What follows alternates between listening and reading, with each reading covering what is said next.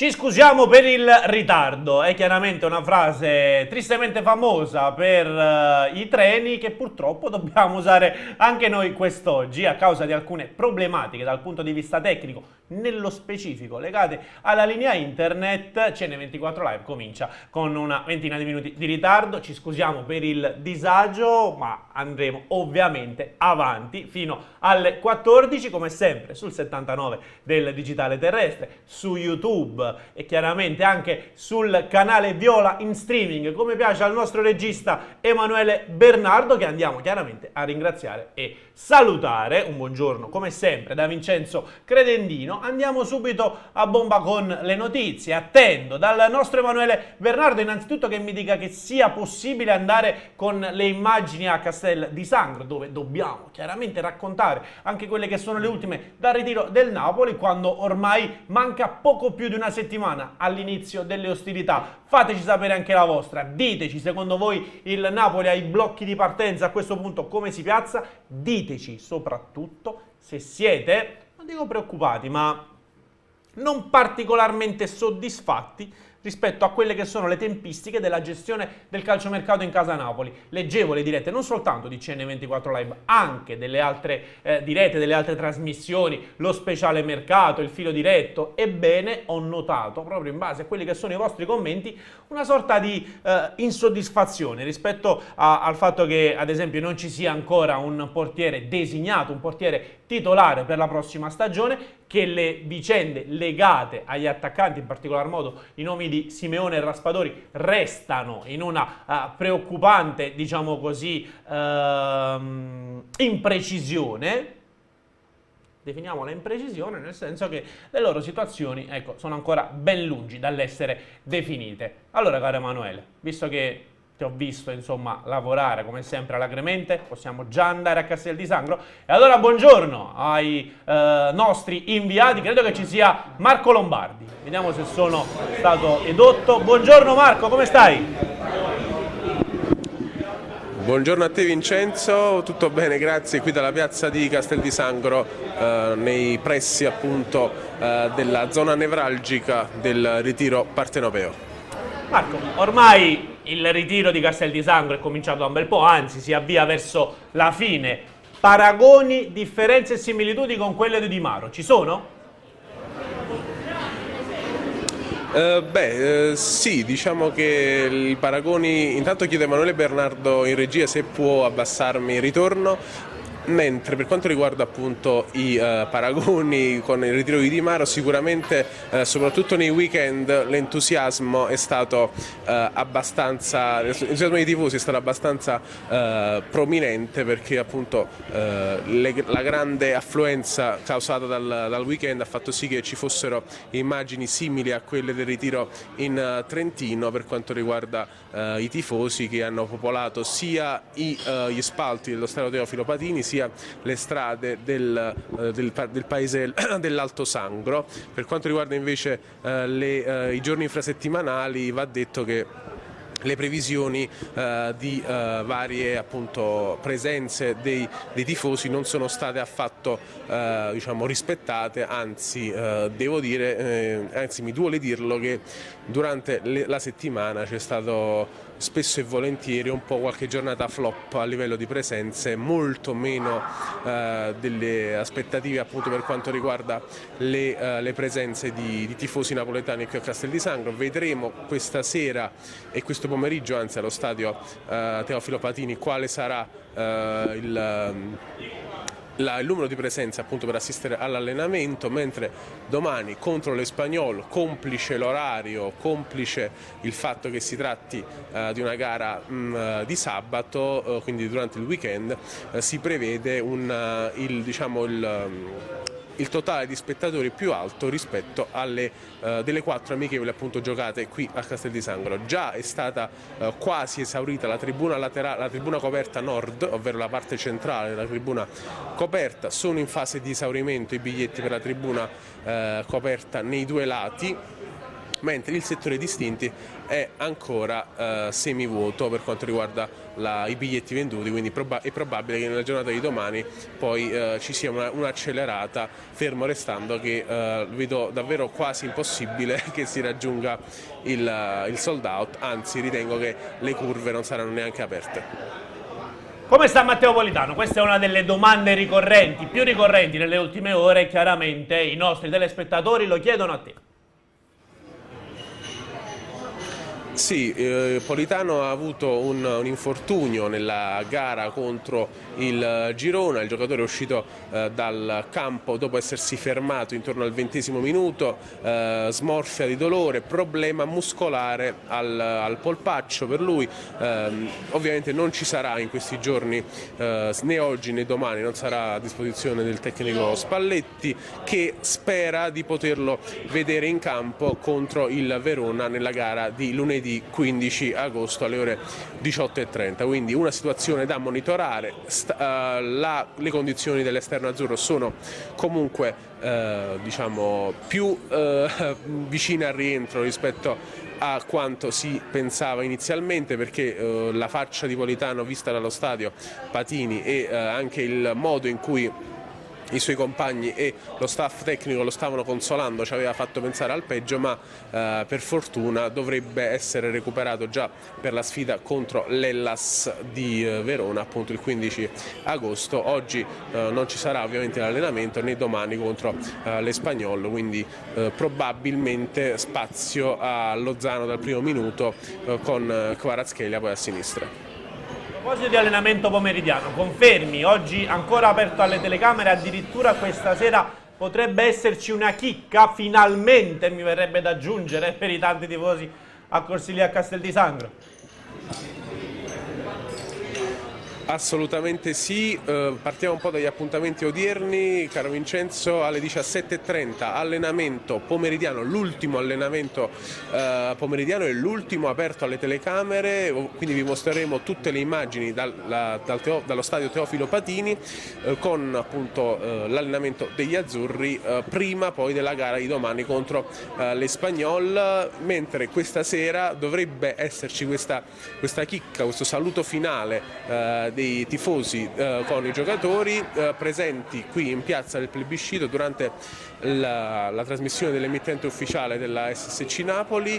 Vi svelo appunto un'anteprima, dovrebbero esserci sicuramente Di Lorenzo e Zanoli per parlare appunto sia con i tifosi che fare anche autografi, come è successo poi con Politano, Gaetano e Zerbin. Va detto però che c'è comunque l'incognita legata al meteo. Questo non è per tenere i nostri tifosi, i nostri telespettatori con il fiato sospeso e con un po' di suspense, ma in realtà perché ci hanno comunicato che l'evento non dovrebbe essere a rischio, ma nel caso in cui dovesse piovere, perché sono giorni in cui qui a Castel di Sangro ci sono delle nubi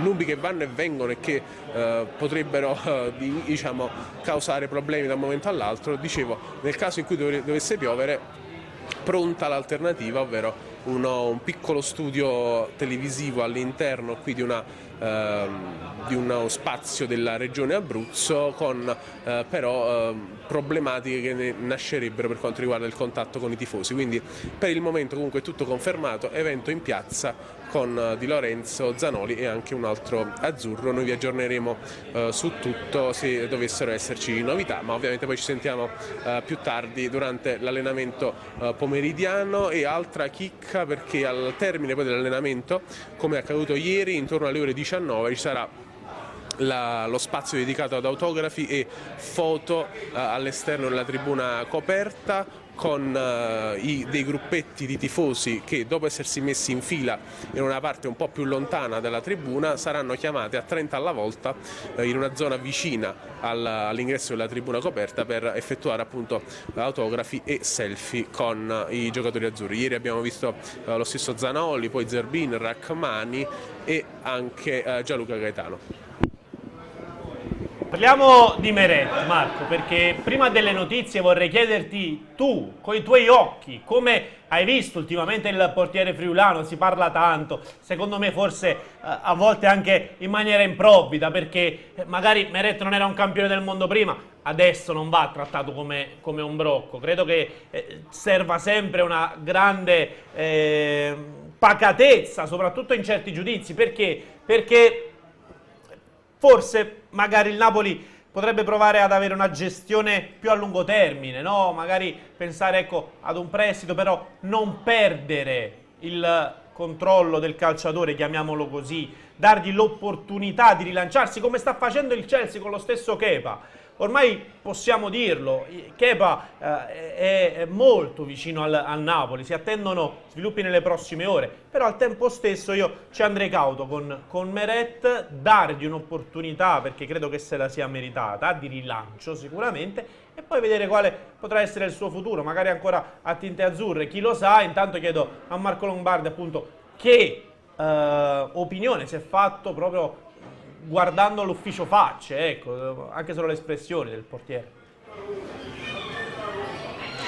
Allora, in primis dico che sono assolutamente d'accordo con te, perché comunque Meret resta un patrimonio dell'SSC Napoli, non può essere gettato alle ortiche così, in questo modo, motivo per cui ritengo che la decisione che qualora dovesse essere confermata e ufficializzata di fargli rinnovare il contratto almeno per un anno e poi mandarlo in prestito allo Spezia in una squadra di medio-bassa classifica come appunto è quella dei Liguri, sia una decisione molto saggia da parte del Napoli, per far sì che magari in una piazza senza pressione, un po' per staccare la spina magari per un anno da Napoli, dove bene o male nel corso della sua esperienza in azzurro Meret ha avuto alti e bassi, sì, ma spesso e volentieri è stato anche ultra criticato per situazioni anche slegate dal campo, quindi in merito al suo carattere, al fatto che gli sia stata additata poca personalità. Quindi ritengo che staccare la spina per un anno e abbandonare anche Napoli e ciò che appunto accade qui in città sia la cosa giusta, perché ovviamente con l'arrivo di Kepa Meret non può restare a Napoli un altro anno per fargli da secondo.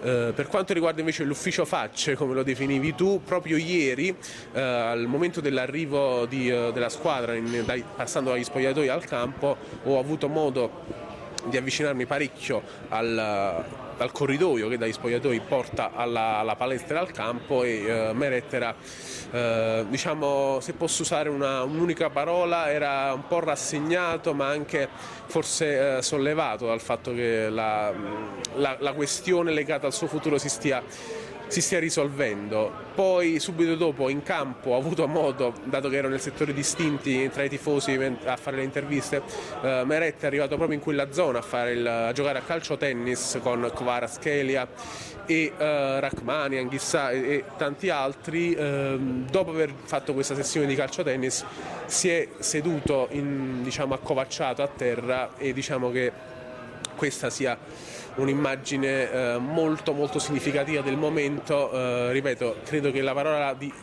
parola rassegnazione sia quella che più si addice ad Alex, rassegnazione ma anche un po' di diciamo gioia, fra virgolette, nel vedere che questa situazione si sia conclusa. Spero al più presto per lui. Nei giorni scorsi con Claudio Russo e Lorenzo Sorianiello appunto riferivamo come fosse necessario per il Napoli stringere i tempi, perché questa situazione non fa e non faceva bene, non fa bene né ai tifosi né a Alex Meret stesso, che non credo, almeno da quel che abbiamo potuto appurare, credo che non veda l'ora di andare alla Spezia, firmare e diciamo staccare appunto mentalmente la spina alla situazione Napoli, fermo restando che il Napoli deve comunque chiudere Kepa nel più breve tempo possibile, perché non vorrei che ovviamente con Meret allo Spezia non vorrei che contro l'Hellas debba giocare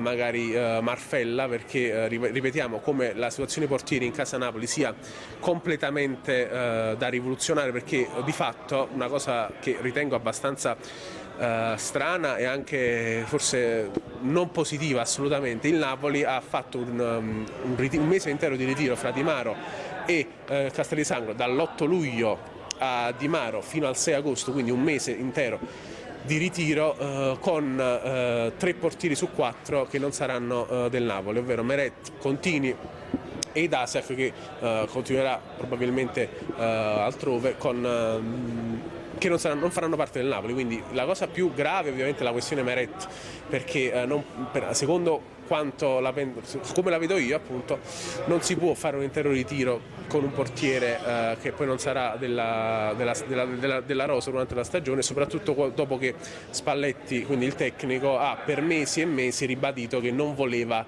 ai microfoni lo ha ribadito indirettamente, che non voleva appunto un portiere che non sapesse giocare con i piedi, ma presumo che alla società l'abbia detto chiaramente, quindi lo sapevano già da tempo che Spalletti non gradiva Meret come portiere. Quindi mi chiedo perché arrivare al 5 agosto ormai con la situazione portiere ancora tutta da definire, con un reparto poi in rivoluzione, perché non solo dovrà arrivare Kepa sperando che arrivi, ma poi anche il vice Kepa, ovvero con la questione Sirigu sempre lì rimasta bloccata, che ritengo che per quanto riguarda Sirigu il giocatore sardo stia aspettando una chiamata definitiva dal Napoli e stia bloccando tutte le altre trattative. Si è parlato anche di Fenerbahce nelle ultime ore, con un affondo quasi molto prepotente da parte del club turco, ma ritengo che Sirigu stia aspettando appunto il Napoli, quindi arrivare ad una settimana praticamente dall'esordio in Serie A con una gara anche delicata come quella di Verona e arrivare poi a un mese di agosto ricco di partite, perché ricordiamo che quest'anno ad agosto si giocano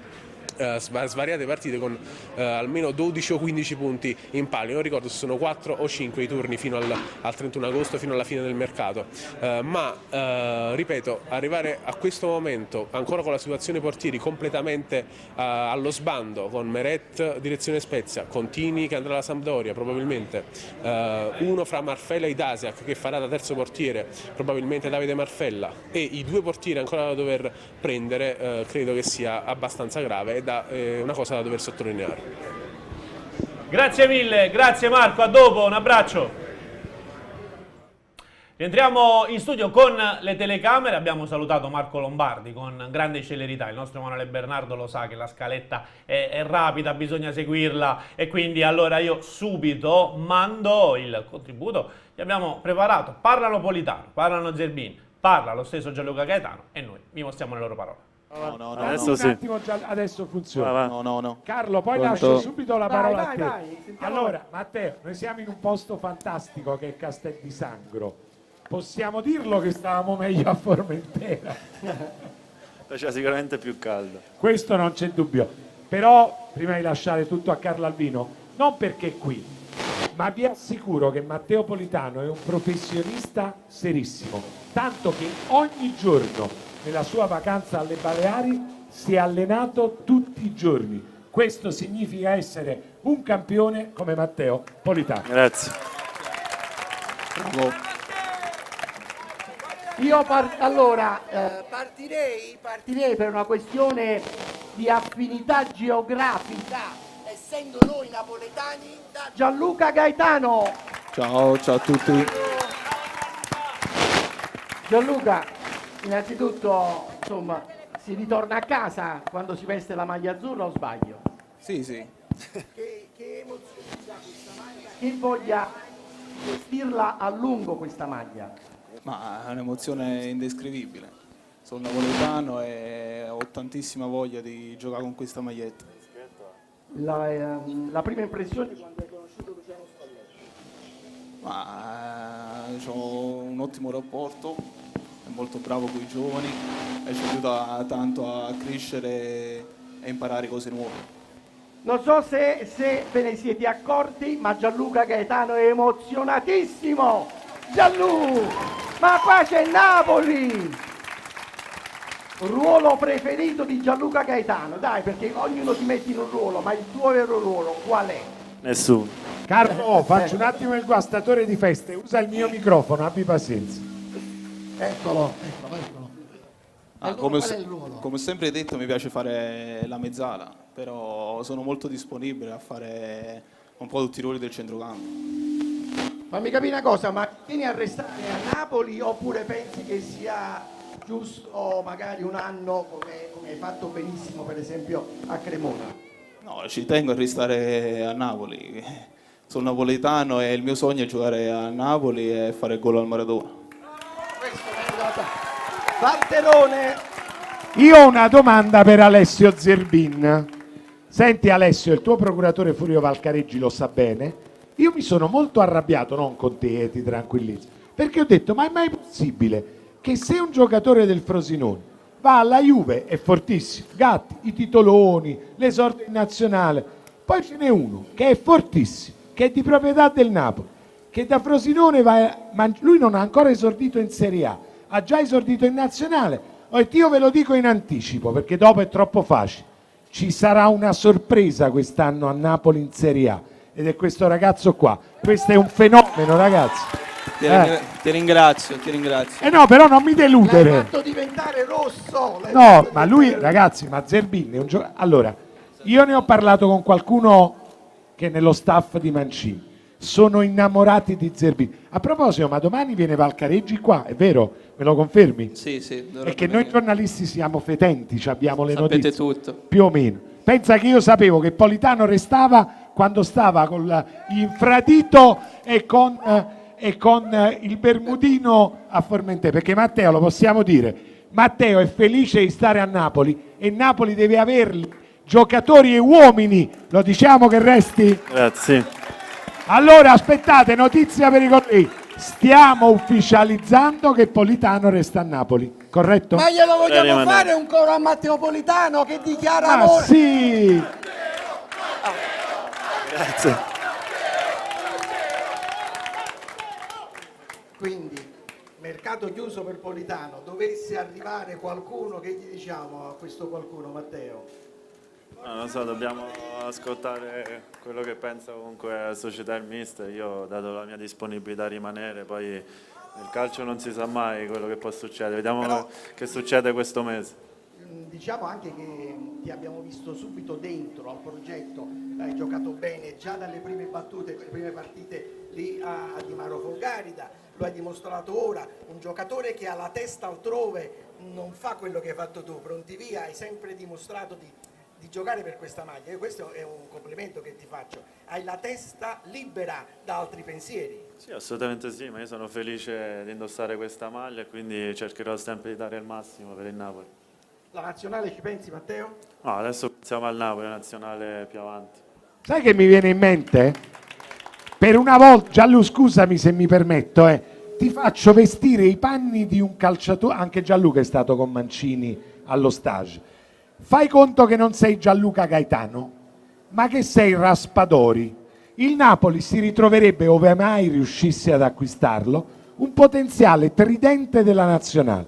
Politano a destra, Zerbin a sinistra e Jack Raspadori centrale. Matteo, non sarebbe malvagio come tridente. Che ne pensi?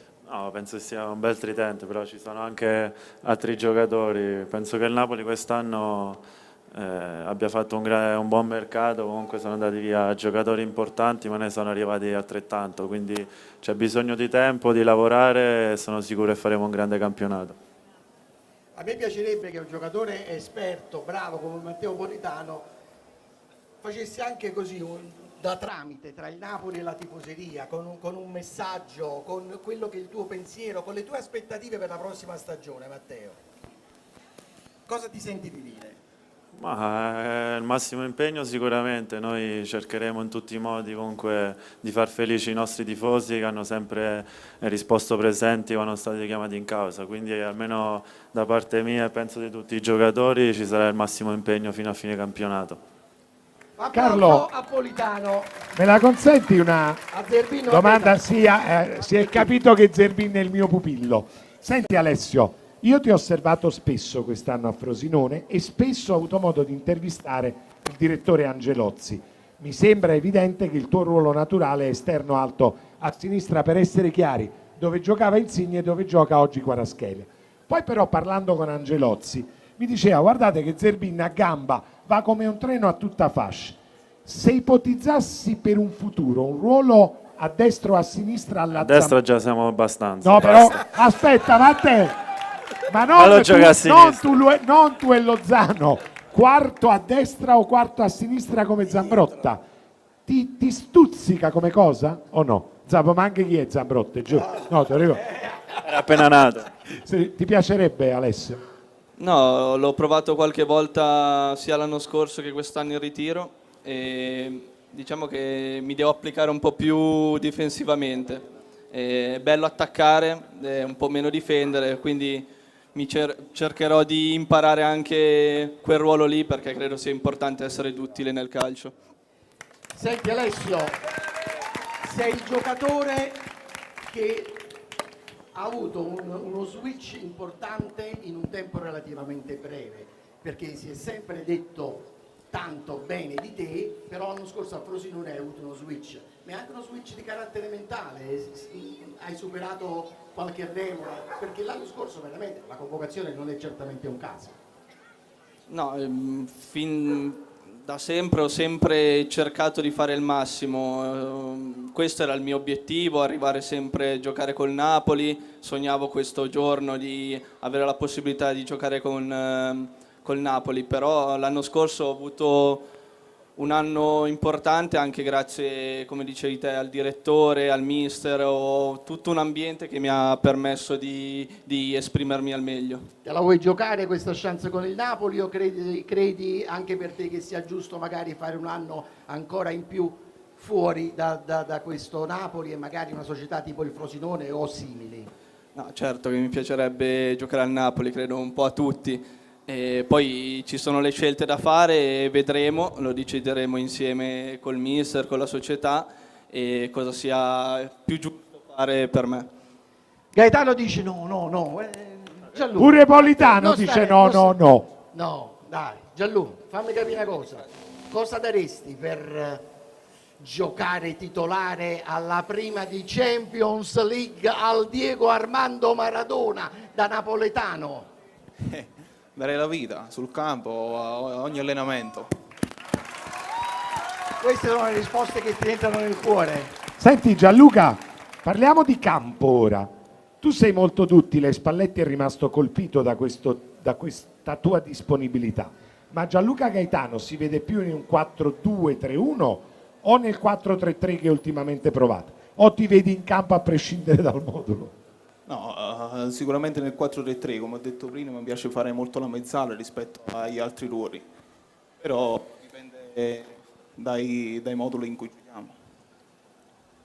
Matteo, perché non vuoi parlare? No, ma Ha parlato. Ma che lui dovete sapere, è timido Matteo, lui esprime tutta la sua personalità in campo, però poi sul palco è bravo.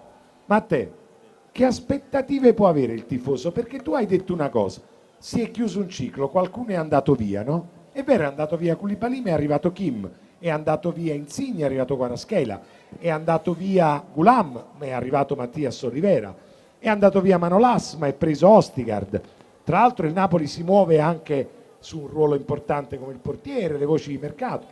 Sarà comunque competitivo il Napoli l'anno prossimo? Vogliamo tranquillizzarli i tifosi? No, assolutamente sì, il Napoli sarà a grandissimi livelli, comunque come ho detto prima sta facendo un buon mercato, ma così come lo stanno facendo le altre squadre, però noi sicuramente dobbiamo tenere almeno la Champions League che abbiamo conquistato quest'anno e quindi sarà quello il nostro obiettivo.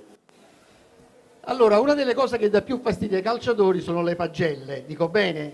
Mamma mia. Mamma mia! Ed è proprio una cosa che loro non riescono a digerire. Però stasera Zerbin, Gaetano e Politano hanno una grande occasione, perché faranno i giornalisti e si intervisteranno tra di loro. Matteo, cosa chiedi a Gianluca Gaetano?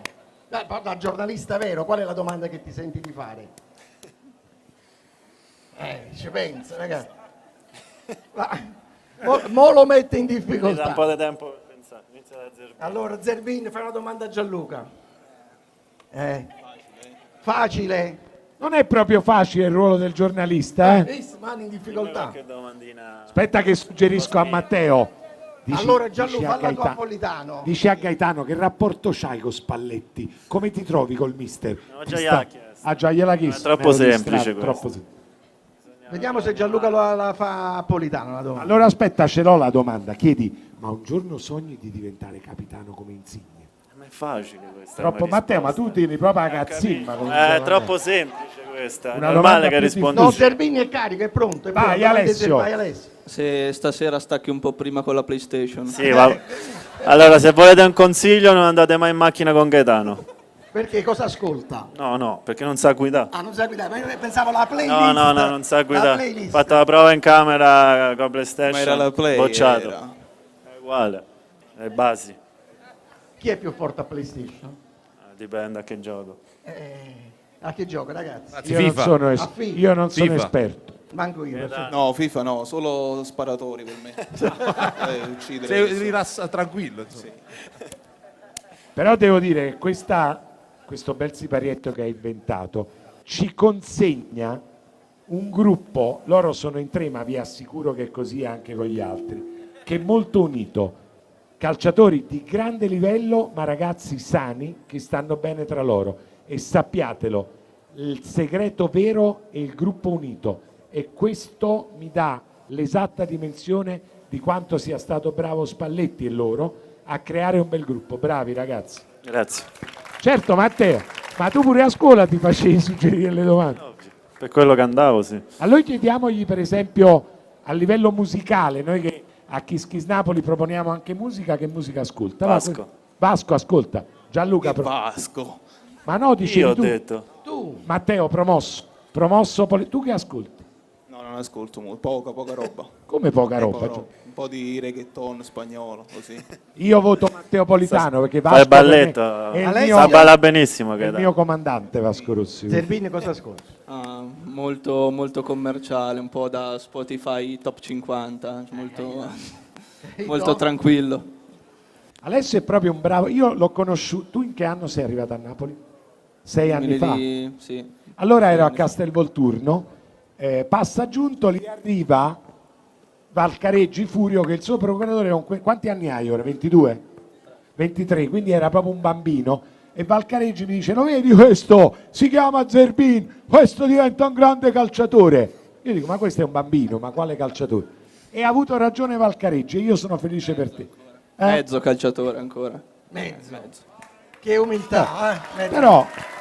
Però, Alessio, hai debuttato in nazionale. Con Cosa- calma, lascialo con lavorare in calma. santa pace, non gli mette già No, piano pressioni. piano. Vabbè, Alessio, allora Stai calmo. è sceso in campo il leader, stai calmo. Vedi, giocatore esperto. Ragazzi, domani formazione, chi mi dà qualche indicazione di formazione? Sei dal mister. Vabbè, cioè, voi state qua, il mister Non sta... la sappiamo ancora. Niente. Non manco noi. Vabbè, giocate tutti, perché poi in questi Speriamo. amichevoli... prima- il secondo tempo Politano c'è sempre, magari domani inizia dal primo minuto. Gianlu, allora?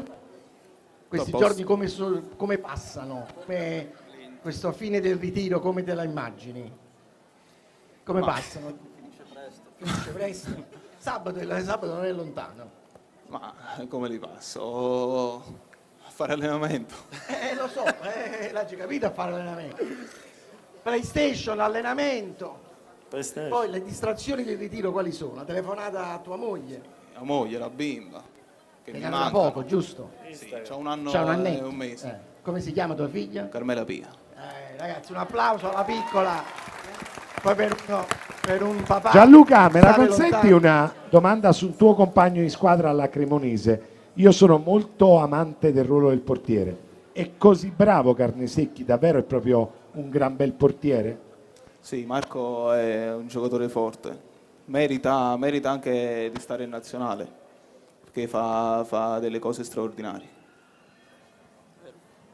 Carlo, Perché hai parlato di questa- Carnesecchi? No, perché... No, il Napoli sta facendo Kepa, non c'entra niente Carnesecchi. Io amo i portieri, tutto qua, quindi Carnesecchi, gran bel giocatore, anche veramente bel progetto quello della Cremonese, e sono felice che tu sia riuscito a vincere il campionato, perché poi vincere aiuta a vincere. Matteo, è così, vincere aiuta a vincere. Assolutamente sì. Gianluca, quando hai debuttato in Champions, ti fece debuttare Carlo Ancelotti, me la racconti la tua emozione? Tu napoletano, debutti in Champions con la maglia del Napoli al Maradona. Ma ero teso perché già sapevo che dovevo giocare. Mi fa quanti minuti vuoi giocare? Io ho detto 20 minuti vanno bene. Quindi già stavo un po' in ansia, però quando sono entrato e vedere 60.000, 70.000 spettatori è stata una cosa bellissima, un'emozione veramente indescrivibile. Applauso. Matteo, è inutile piangere sul latte versato e tornare a dire quello che poteva accadere non è accaduto l'anno scorso. Però la vita è bella perché ci mette sempre di fronte a nuove sfide, no? Nuove sfide, come possiamo dire? Sì, nuovi traguardi da raggiungere. È un obiettivo che un atleta porta dentro di sé, quello di vincere un campionato e magari vincerlo in una piazza straordinaria come quella napoletana? È una cosa che ti anima? Penso sia il sogno comunque di tutti, di chi fa questo lavoro, vincere uno scudetto. Poi se lo vince a Napoli vale almeno 10-20 come se lo vince al Nord. Lo sai che fanno la statua a Piazza Garibaldi a tutti quelli che naturalmente l'hanno vinto? Venendo comunque da una piazza come Roma so cosa significa per loro il tifo, la squadra, fare tanti sacrifici pur di venire a vedere una partita nostra, un allenamento nostro, quindi è nostro dovere cercare di dare sempre il massimo e cercare di renderli orgogliosi. Sono anche curioso di capire, lo chiedo anche a Gianluca Gaetano e Alessio Zerbin, augurando loro veramente di tagliare grandi traguardi, ma soprattutto lo chiedo a Matteo Politano. C'è la Champions e la Champions è una vetrina straordinaria, il Napoli vuole fare bene in questa competizione. Che stimoli dà la Champions League ad un atleta, Matteo? Si avverte un'atmosfera diversa? Sì, comunque la Champions è uno stimolo immenso, comunque sappiamo sicuramente ci aspetterà un girone difficile perché se non sbaglio siamo terza fascia, giusto? Sì, terza fascia quest'anno. Sarà un girone difficile, Il vedremo. girone già fatto, te lo dice Carlo Alvino. Vediamo. Prima squadra, fascia 1, Real Madrid, perché dobbiamo incontrare ad Ancelotti.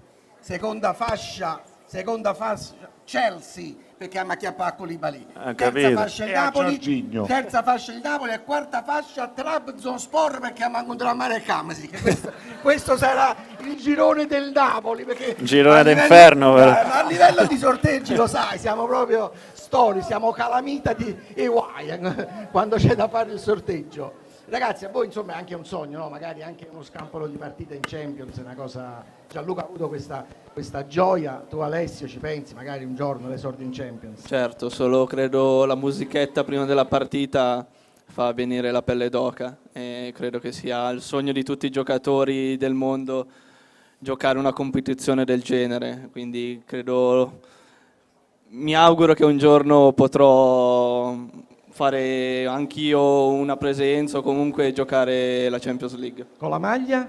Del Napoli. Bene. Posso, Carlo, una domanda a Matteo? Come no? Noi abbiamo visto Kvaratskhelia nelle due amichevoli a Di Maro, in queste prime due a Castel di Sangro, e ci ha fatto un'impressione di un giocatore di grande livello, però tu giochi da tanti anni ad alti livelli, è così forte come ci arriva? Sì, è un giocatore forte che ha bisogno di tempo perché comunque è arrivato adesso e comunque il campionato italiano lo sappiamo tutti che è molto difficile, però sicuramente è un giocatore di grandissima prospettiva, è un giocatore molto molto forte e quindi siamo contenti di averlo in squadra. Allora noi dobbiamo salutare, innanzitutto ringraziamo Guido Baldari, il Calcio Napoli e Guido Baldari ovviamente. L'ufficio comunicazione del Calcio Napoli. Con un grande applauso Matteo Politano, Alessio Grazie a Gervini tutti e Gianluca Gaetano.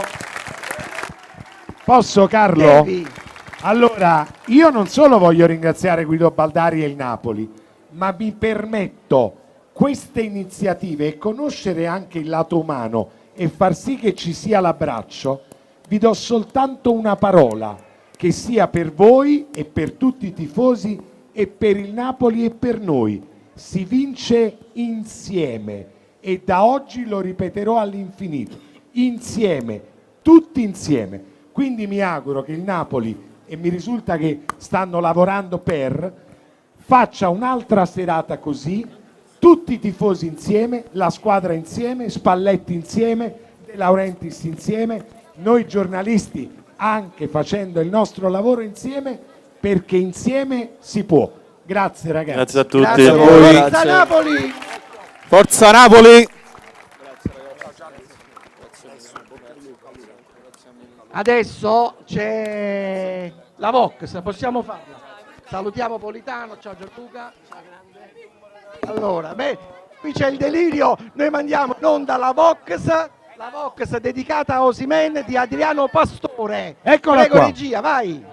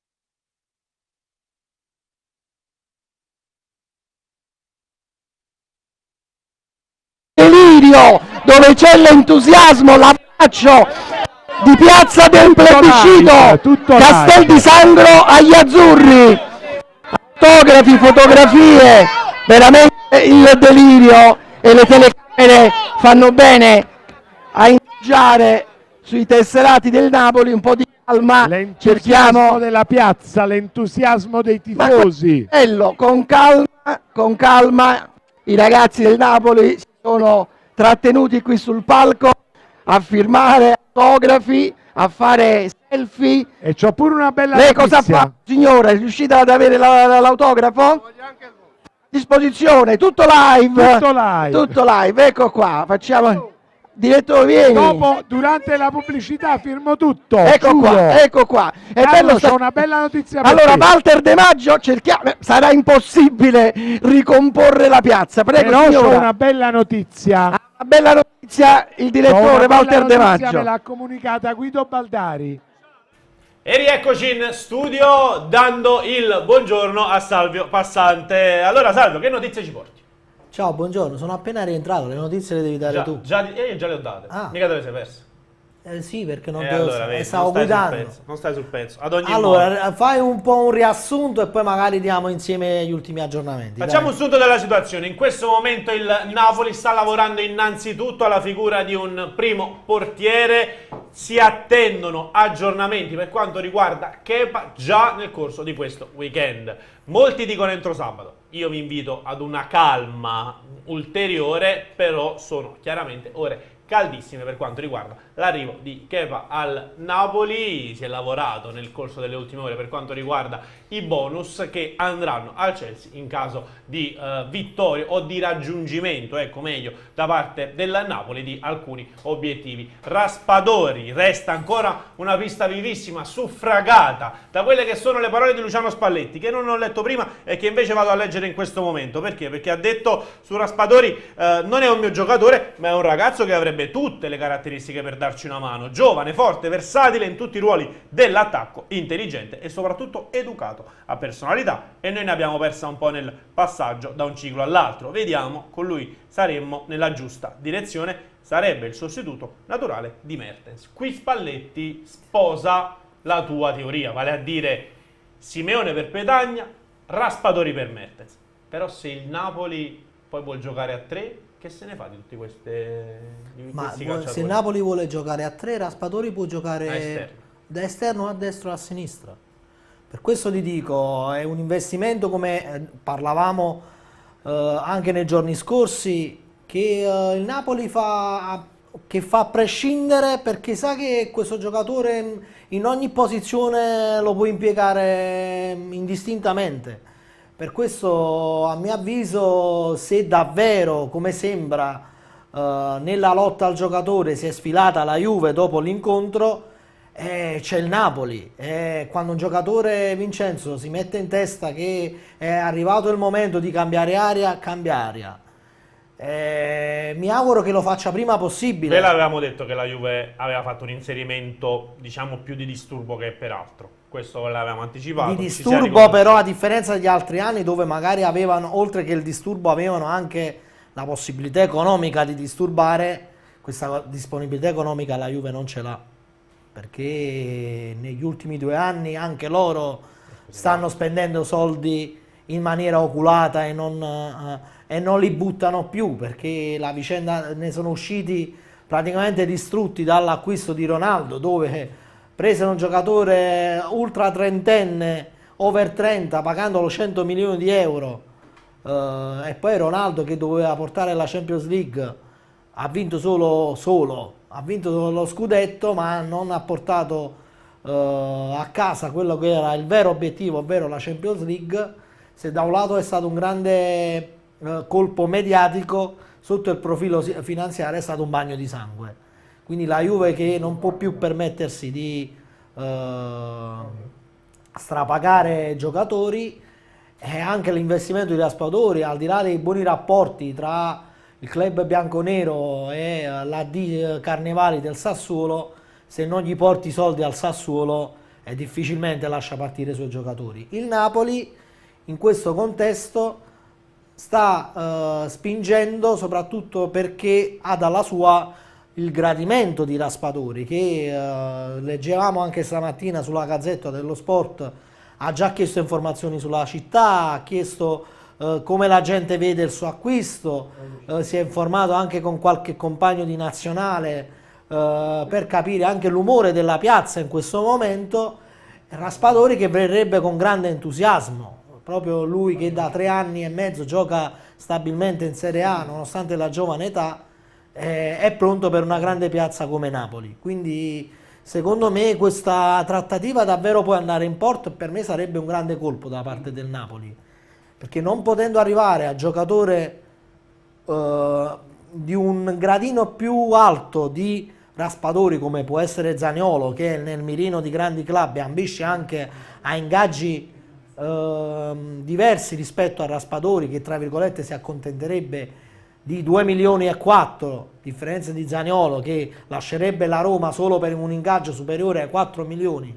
In questo momento solo in Premier League ti possono offrire una cifra simile, e c'è Paratici che sarebbe pronto a fare in questo investimento non soltanto per Zaniolo ma anche per Udoge dell'Udinese, lasciando però il giocatore un anno a Udine. Quindi in un contesto del genere, dove il Napoli, l'abbiamo detto anche ieri, con obiettività, che non può ambire magari a determinati giocatori sia sotto l'aspetto economico, perché determinati ingaggi non li può più pagare e non li vuole più pagare, perché l'ha fatto chiaramente intendere De Laurentiis e l'ha confermato anche Spalletti. devi andare su profili di medio-alto livello che non siano ancora esplosi, quindi profili alla Raspadori. Poi, se in questo contesto poi il Napoli riesce a pagare i giocatori secondo le sue modalità, quindi pagandolo magari in 3 anni come vorrebbe farlo con Raspadori, questo diventa la perfezione. In 3 anni poi, ogni anno quando devi pagare, magari fai fuori qualche giocatore che non rientra più nei piani. Per esempio, esce un as quest'anno, te lo fai pagare 8-9 milioni e vai a pagare già la prima rata di Raspadori. Magari l'anno prossimo c'è un altro giocatore che non rientra più nei piani tecnici e paghi la seconda rata. E poi man mano investi anche su altri profili. Dobbiamo essere seri, Vincenzo. Chi non si augurerebbe per la propria squadra del cuore colpi alla Messi? Ovviamente anche noi siamo tifosi, però con obiettività bisogna dire ai tifosi da casa che questo è un mercato da Napoli. Il Napoli è tornato a fare un mercato secondo le proprie idee, secondo le proprie potenzialità e secondo quello che è sempre stato il modo di fare mercato vincente di De Laurentiis, ovvero scovare talenti, pagarli il giusto, valorizzarli e venderli, perché purtroppo non siamo né la Juve, né l'Inter, né il Milan e in questo momento non siamo nemmeno la Roma come appeal, perché se determinati giocatori scelgono la Roma nonostante non disputi la Champions League e non scelgono Napoli, è perché in questo momento la Roma ha uno slancio del progetto diverso rispetto al Napoli. Paradossalmente questo slancio della Roma ricorda lo slancio del progetto Napoli di quando arrivò Rafa Benitez, dove c'era un tecnico vincente. No, non paradossalmente, ci sta tutto il paragone. Sì, in questo momento il Napoli, seppur in Champions League, sulla panchina non ha Mourinho, ha un altro allenatore che è valido, però per come appeal non è Mourinho. E quindi se gli offrono più soldi, se c'è Mourinho in panchina... No, tra l'altro Mourinho fa proprio lui le trattative. Cioè è Mourinho che chiama Dybala, non è Thiago Pinto. Vabbè, anche Thiago Pinto che fa la avrà trattativa. Fatto il suo, avrà sicuramente fatto il suo. Mourinho... Anzi, vuoi sapere la mia? Mourinho è quello che fa bene, cioè che ha fatto il buono della trattativa, far venire Dybala. Thiago Pinto ha fatto il guaio, perché gli vai a concedere una clausola da 20 milioni, che quello si libera così facilmente. La Roma può pareggiare, nel senso che se arriva lo United e dice Dybala, 8 milioni per te, la Roma ha l'opportunità di dire ok, 8 milioni li pago io, però resti a Roma. Era una situazione difficile. È una situazione difficile dove Dybala ha il coltello dalla parte del manico. Questo secondo me è insieme alle commissioni che avrebbero voluto sia il giocatore che la gente, questo secondo me è stato il secondo motivo per cui Dybala non è venuto a Napoli. Perché il Napoli il terzo sarà stato sicuramente l'appeal di Mourinho. Esatto. Quindi forse commissione giocatori agenti. Secondo motivo clausola rescissoria, perché dice il Napoli io faccio un investimento. Ti pago con lo faccio entusiasmare i tifosi, magari Dybala fa bene, dopo un anno già lo saluto, ma a 20 milioni. A 20 milioni che figura ne faccio con gli stessi tifosi? E poi bisogna essere onesti. Spalletti non è Mourinho. Assolutamente. Sotto il profilo dell'appeal non parlo di questioni tecniche. Alla fine in questo momento noi partiamo come quinta piazza in Italia e bisogna essere onesti. È inutile dire che non è così. In questo momento se Wijnaldum, che parlando anche con qualche collega a Castellisangro dicevano salve, non è mai uscito il nome di Wijnaldum in orbita Napoli, ma noi sappiamo che anche Wijnaldum c'è stato un timido sondaggio del Napoli per capire le condizioni, non è mai andata avanti la cosa perché a livello economico era un'operazione non da Napoli e poi l'ha preso la Roma. Questo ti testimonia che in questo momento la Roma ragiona in un modo diverso rispetto al Napoli, con una proprietà che non ama apparire, che preferisce i fatti alle parole, ai proclami, che tassello dopo tassello sta rendendo una squadra sempre più forte. Credo che siamo già pronti però per andare a Castel di Sangro, no, manca ancora qualche secondo, meno male perché volevo intrattenermi un altro poco a leggere le vostre domande, poi andremo a Castel di Sangro, poi se Dio vorrà riusciremo anche a completare il collegamento che abbiamo provato a iniziare ieri pomeriggio. Intanto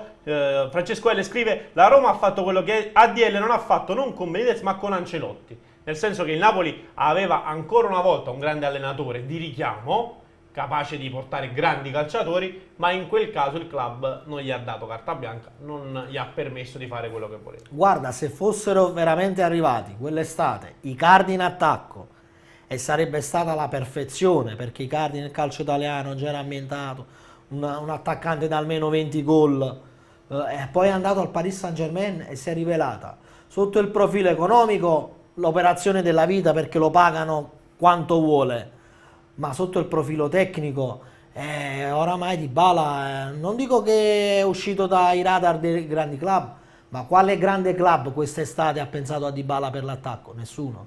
Soprattutto all'estero. Un Soprattutto tempo all'estero Dybala era richiestissimo. Ma nemmeno il Bayern, che magari avrebbe bisogno di un attaccante, a Dybala, a Icardi non ci ha pensato. È per questo ti testimonia che poi a volte le decisioni si rivelano felici da un lato, ma infelici sotto il profilo tecnico. Icardi che ha ancora 30 anni, cioè Icardi che viene accostato al Monza, con tutto il rispetto del Monza, significa che alla fine hai guadagnato, sì, in 3 anni hai guadagnato pure 40 milioni, però in carriera che cosa hai vinto? Hai vinto la Ligue 1, con tutto il rispetto della Ligue 1, ma non è che hai avuto questa carriera brillante. Hai giocato con Messi, hai giocato con Mbappé, hai giocato con Neymar, ok, però in Europa non hai vinto niente.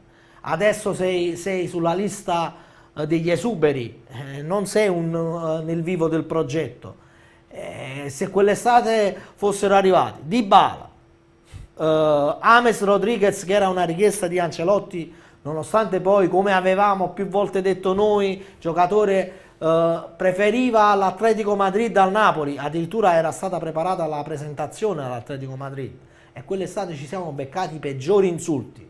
Scrivete cavolate, James già ha detto sì al Napoli, qualcun altro un po' giocava sul sentiment dei tifosi e fino alla fine ha cavalcato questa cosa, e poi abbiamo visto che fine hanno fatto. Alla fine ci fu solo una telefonata. Ancelotti chiamò James Rodriguez, disse: che vuoi fare? Vuoi venire al Napoli? Lui disse: mister, si può fare, vediamo. Quello è stato 5 minuti. Ci abbiamo campato 3 mesi su quei 5 minuti. No. Noi abbiamo scritto ricordo che sentimmo in esclusiva anche il padre, se non. Allora, noi scrivemmo in esclusiva, Alessandro Marrazzo curò la trattativa, si sbilanciò, ci mise la faccia, fece anche un titolo estremo che gli fece avere una tiratina d'orecchie, perché vedi, poi nel calcio tutto può succedere. In quel caso la trattativa era fatta, ma poi non si accordarono le due società, Atletico e Real Madrid. Il giocatore già aveva detto sì all'Atletico Madrid, e poi non ci è andato nemmeno all'Atletico. Abbiamo visto anche James Rodriguez, che epilogo di carriera abbia avuto. All'Everton è stato un flop, è andato nel Medio Oriente, non ha fatto praticamente niente. Quel caso è stato fortunato anche De Laurentiis, perché il giocatore non ha avuto poi un grande sì. Capito. Siamo pronti per andare a Castel di Sangro adesso? Sì, buongiorno a Claudio Russo. Ciao Claudio, come stai?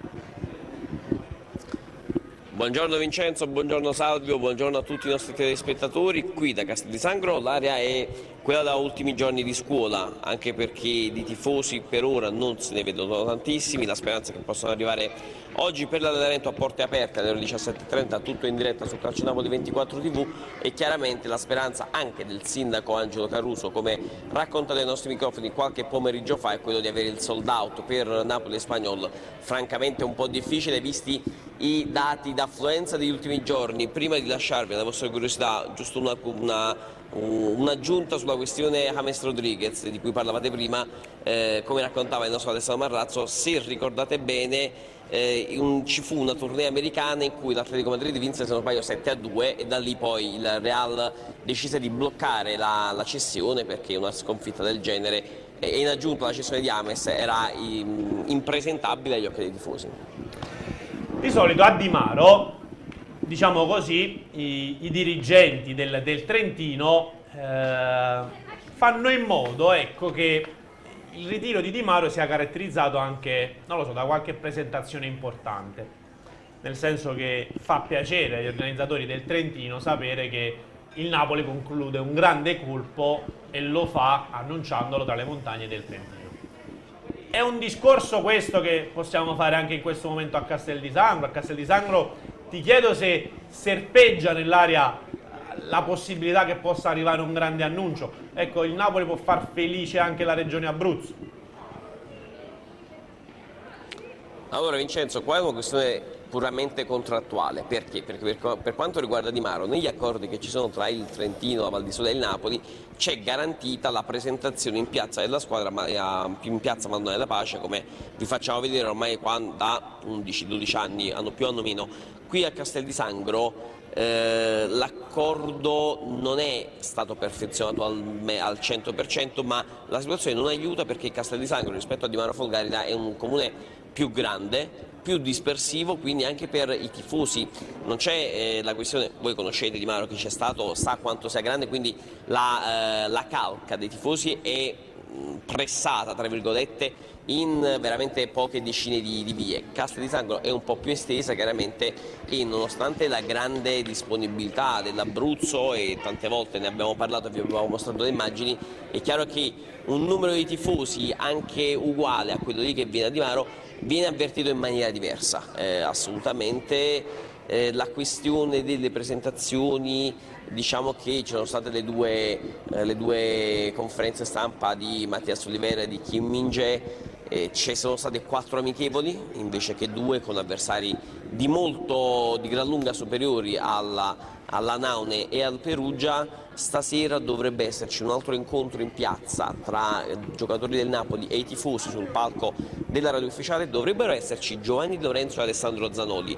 C'è un punto interrogativo, manteniamo ancora un dubbio relativo alle condizioni meteorologiche. Perché in questo momento, come potete vedere, c'è un sole che batte molto forte, e per quanto riguarda il pomeriggio chiaramente è previsto un po' più di nuvoloso e bisogna capire se l'evento si terrà in piazza, plebiscito come è successo già con Politano, Zerbini e Gaetano, oppure nella sala stampa dell'area stampa attrezzata dalla regione Abruzzo, organizzata per eventi di questo tipo, chiaramente nel caso il tempo fosse molto poco clemente.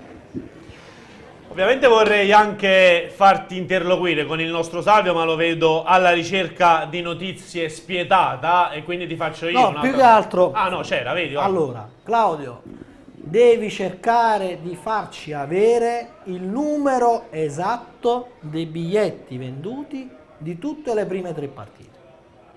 Il Napoli è bello chiuso. Vedi come devi fare... Ha chiamato non è semplice. Poi lo chiamassi di che tu anni. Sentiamo Claudio. Non è semplice, no, non è semplice perché bisogna fare sempre una distinzione tra i biglietti venduti e i biglietti regalati, gli accrediti legati agli ospiti dell'SSC Napoli e gli accrediti sponsor, perché spesso e volentieri durante gli allenamenti chiaramente vi abbiamo fatto vedere come nella tribuna coperta sotto la nostra postazione, e anche oggi era così, è una postazione dedicata, sono dei posti dedicati agli ospiti della SSC Napoli o sponsor. Ad esempio chi compra il gadget dello sponsor di cui ci sono gli stand all'esterno dello stadio Patini ha la possibilità sia di guardare l'allenamento dalla tribuna coperta, sia chiaramente nel post allenamento di incontrare i calciatori prima che salgano sui pulmini, quindi scattare foto e firmare autografi. E bisogna capire bene la tribuna coperta come sarà sistemata, perché ci sono 3 settori: laterale nord, laterale sud e tribuna centrale. La tribuna centrale ci abbiamo visto i dirigenti del Napoli, i parenti della famiglia De Laurentiis, ad esempio anche Antonino Canavacciolo, Cristian Zaccardo, l'intermediario dell'affare Paraschelia, e anche un altro agente come Marco Sommella. E per quanto riguarda il numero esatto possiamo fare una stima sulle presenze complessive, perché contro il Mallorca ce n'erano circa 2500, contro il Girona circa 1800, contro la Dana eravamo a numeri inferiori non superiore ai 1500 tifosi. Io credo che dovessimo raggiungere domani il numero avuto con il Mallorca, ovvero circa 2500 spettatori, non arriveremo nemmeno a 10.000 presenze, che era il target poi che si aspettava il sindaco Angelo Caruso con l'amministrazione comunale giorno per giorno. Da un punto di vista di affluenza del pubblico è stato, si può dire, anche fallimentare la risposta del pubblico, e chiaramente non hanno aiutato le politiche economiche del Napoli, perché i biglietti a 30 e 40 euro per partite, con tutto il rispetto delle avversarie internazionali e calcio d'agosto di fine luglio, sono improponibili. Andando a scandagliare quelle che sono altre tematiche offerte da Luciano Spalletti, perché poi la scaletta ce l'ha dettata il mister questa mattina. A proposito di Dries Mertens, ci ha tenuto a precisare che non è stata colpa di Spalletti se Dries è andato via, non è stata colpa del Napoli se Dries è andato via. Lì i tifosi di quella che è chiaramente una querela che secondo me dal punto di vista mediatico ha vinto Dries Mertens, assolutamente sì, se li è portati tutti dalla sua parte. Assolutamente sì. Ad oggi sei un napoletano vero se hai una foto con Dries, le ho viste tutte su Instagram. Allora io ti dico, finora abbiamo sentito la versione di De Laurentiis, la versione di Spalletti, chissà se sentiremo mai la versione di Mertens, perché si vocifera che nei contratti ci sia un obbligo di riservatezza anche in caso di addio di almeno 3 se non 4 anni, ok? Quindi magari anche le dichiarazioni, qualora dovesse parlare Mertens nel corso di un'intervista o presentazione con la nuova squadra, saranno sempre dichiarazioni diplomatiche, ok? Ma diciamo la verità la verremo a sapere tra qualche anno. Anche Higuain nei primi anni non ha mai parlato apertamente, mentre adesso in alcune interviste ha parlato senza mezzi termini, perché probabilmente sarà scaduto questo termine da contratto da rispettare, con anche delle clausole molto salate in caso di violazioni. Quindi ne è uscito bene il giocatore, ne siamo usciti male noi intendo come ambiente, come piazza, come tifosi, perché avevamo bisogno secondo me ancora di un simbolo nello spogliatoio, magari di una figura che traghettasse la squadra tra un ciclo e l'altro, e invece adesso non è rimasto nessuno, perché tutti i giocatori che abbiamo in rosa saranno anche validi, ma non hanno la personalità di Mertens. Quindi secondo me serviva almeno un collante tra vecchio e nuovo ciclo, così non è stato, si è voluto dare un taglio profondo a tutto quello che è stato fatto negli ultimi 9-10 anni, e il rinnovamento è anche questo. La società a un certo punto non ha guardato in faccia a nessuno, che si chiami Koulibaly, si chiami Insigne, che si chiami Mertens. La linea da rispettare, i parametri erano quelli, o rientrate nei parametri o accettate le nostre condizioni, o grazie, vi salutiamo solo tramite social in alcuni casi, e buona vita. Tra l'altro un nostro telespettatore centra ancora una volta il punto del discorso e scrive: Mariano Napoli, Kalidou Koulibaly ha parlato, come mai? E lì ti rispondi da solo.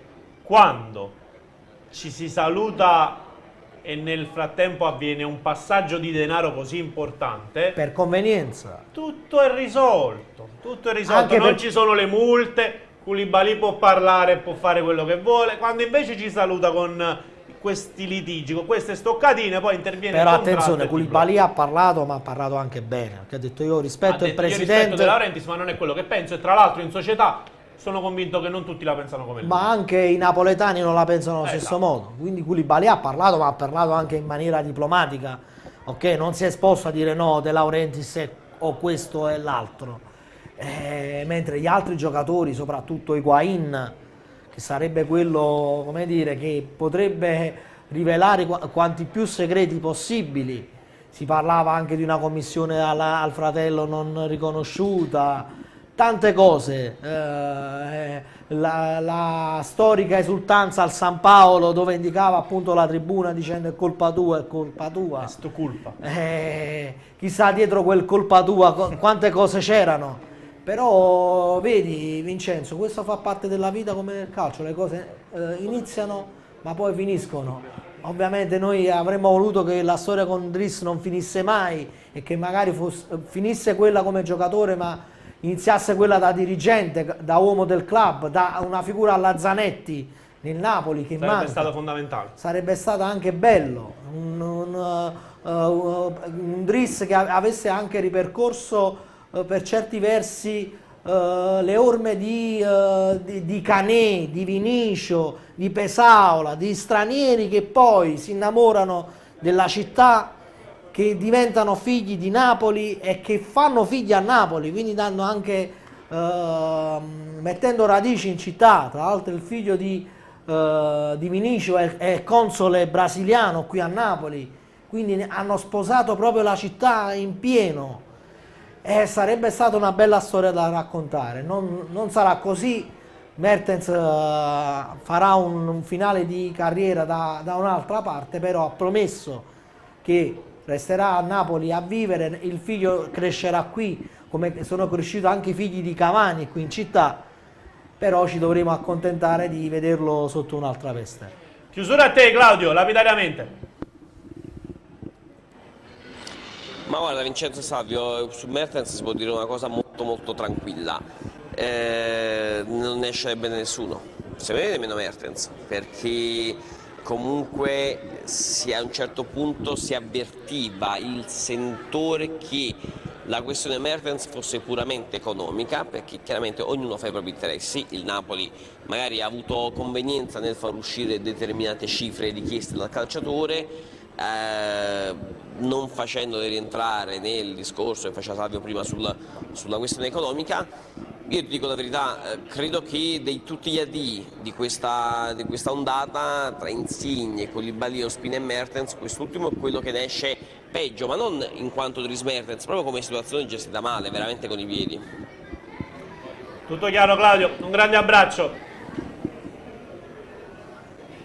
Grazie a voi. Grazie al nostro Claudio Russo. Chiaramente vi ricordiamo che questo pomeriggio ci sarà una sessione a porte aperte. Si spera che il Napoli possa anche andare ulteriormente incontro ai propri tifosi con una chiacchierata, chiamiamola così, con Di Lorenzo e Zanoli, condita da una sessione di autografi. Ecco, possiamo dire forse anche il nostro lavoro ha dato una piccola spinta. Noi sono settimane che diciamo, noi cerchiamo... anche tra le domande anche tra le montagne dell'Abruzzo, abbracciamo i tifosi, continuiamo a rinsaldare questo rapporto. Pare che almeno qualche attività in più alla fine sia arrivata e noi non possiamo essere felici di questo. Guarda, è anche il nostro dovere criticare e farlo in maniera costruttiva per il bene del Napoli, della società sportiva Calcio Napoli e soprattutto dei clienti che sono i tifosi. Perché alla fine se tu tratti male i tuoi clienti, ma i clienti vengono più a spendere da te. E questo si riflette poi sulle partite in pay-per-view che non si comprano, che allo stadio non ci vanno, gli abbonamenti non si fanno. Se tu il cliente lo tratti male, il cliente ti mette una recensione cattiva in alcuni casi, oppure non ti porta più un euro. Quindi la scelta più saggia e più intelligente era quella di aprirsi quanto più possibile ai tifosi in qualsiasi modo, mettendo anche incentivi non solo sugli abbonamenti ma su tutto, con promozioni, così si riavvicina la gente. E poi si riavvicina la gente, Vincenzo, spiegando in maniera chiara, senza fare proclami che non si possono rispettare, quali sono i veri obiettivi e le possibilità della società. In questo modo la gente non si illude, sappiamo qual è la nostra dimensione, sappiamo che tutto quello che poi dovesse arrivare in più è un risultato vero. Però se tu inizi prima della stagione, il fatto che dissero vinciamo lo scudetto e poi Spalletti ridimensiona, hai ragione. E il tifoso vede, dici ok, vinciamo lo scudetto, va via Koulibaly, va via Mertens, Insigne ok, va via Ospina va via, stona un po', Perciò secondo me il problema di De Laurentiis che non ha mezzi termini, in alcuni casi una parola di troppo, vedi, fa danni. La gente poi ricorda tutto, si segna tutto, anche perché lui, una parte del tifo lo ammira per i risultati sportivi, anche economici, anche di gestione, perché bisogna anche essere onesti. La gestione del Napoli è stata virtuosa, si può dire ok, non è stato impeccabile sotto il profilo degli investimenti strutturali, centro sportivo, potenziamento delle giovanili, magari un organigramma societario un pochino più folto, ma poi i risultati sportivi il Napoli, anche secondo le proprie possibilità, il Napoli li ha ottenuti. C'è anche da dire che in 3 anni, per 3 volte lo scudetto l'abbiamo sfiorato. Un anno non ce l'hanno fatto vincere, perché l'anno di Sarri non ce l'hanno fatto vincere. Quello con Mazzarri, in quel caso De Laurentiis non investì a gennaio, quindi è più colpa sua. E poi l'anno scorso i giocatori vanno in campo e l'hanno perso i giocatori. L'anno scorso hanno perso i giocatori. Con Sarri non ce l'hanno voluto far vincere, con Mazzarri e la società che probabilmente non era nemmeno pronta per vincere uno scudetto. E tu con la gente devi parlare in maniera chiara, trasparente, senza vendere fumo. E se in città serpeggia ancora malumore è perché si fanno ancora gli stessi proclami di 10 anni fa, si parla di stadio, si parla di cittadella sportiva. Oramai se questi argomenti non sono più argomenti su cui tu veramente vuoi insistere, ma non parlare più, parla di altre cose, parla magari di come vuoi migliorare il marchio Napoli. Si parla ancora di stadio di proprietà da 20 anni, una volta ad Acerra, un'altra volta a Caivano, un'altra volta in un altro comune sempre dell'Inter napoletano, Melito. E alla fine a Castelvolturno che c'era un progetto, 18 anni si parla ancora delle stesse cose. Se non vuoi fare queste cose non parlarne più, parla solo di prima squadra. È questo che la gente secondo me è stufa di sentire, di ritornare sempre sugli stessi argomenti. Vorrebbe chiarezza, vorrebbe magari che il progetto avesse un nuovo slancio, che in alcuni casi sì, va bene il giovane, ma dove si può fare uno strappo alla regola si deve fare. Qui la chiarezza manca, ad esempio. Andiamo al touch, perché Kepa, il portiere del Chelsea, dobbiamo zoomare un attimino, va bene, però poi si perde un po' di dettaglio. Ad ogni modo, questo è uno screenshot di un post su Instagram di Kepa, il quale posta una foto che lo vede comunque indossare la maglia del Chelsea e come descrizione una clessidra. Ora, cosa sta provando a dire Kepa? Datemi tempo e vado al Napoli? Oppure datemi tempo e mi gioco le mie carte col Chelsea? Perché poi la maglia è quella del Chelsea. Poteva mettere una maglia, diciamo così, senza logo, mettere la clessidra e allora uno pensava al Napoli. Però se ti mostri con la maglia del Chelsea, a me caro Kepa qualche dubbio me lo fai venire. O dice datemi tempo al tempo, troverò il posto da titolare, potrebbe essere un'ipotesi. Questione di tempo il mio trasferimento, oppure non lo so, rinnovo e vado al Napoli, perché se Meret rinnova e va in prestito lui potrebbe anche rinnovare. Ma lui non ha bisogno di rinnovare. Con cifre al ribasso, proprio per avere un appeal. Addirittura abbassarsi lo stipendio per avere ancora un ulteriore appeal, non lo so quale calciatore lo farebbe. Guarda, invece gli rimangono 2 anni di contratto, giusto? No, se non sbaglio era 2025, quindi dovrebbero essere 3. Però vado a controllare per avere ulteriore... Sono ipotesi, diciamo... Noi stiamo cercando di dare un senso a questo mercato. In primis, ma sì, è del 2025. 2020, gli restano ancora 3 anni di contratto. Pure se lo parecchi soldi, no. So proprio parecchi soldi. Guarda, non saprei come vederla questa cosa. Io infatti quando tu mi dicevi che io facevo, ma è mai possibile? E invece a quanto pare si può fare. Il problema però è che secondo me si può fare giusto un anno in prestito così, col Chelsea che paga il 75%, perché poi il contratto è lungo, 2025. Allora Vincenzo, nel calcio se le cose si vogliono fare, un modo si trova sempre. Anche per esempio stamattina leggevamo di Keylor Navas, ok? Quanti anni di contratto ha Navas? Controlla su Transfermarkt. Lì penso che sono di meno, se non sbaglio addirittura uno solo, però vado a controllare anche in questo caso, perché chiaramente quando uno arriva... Perché qualche collega... Sono due anni di contratto.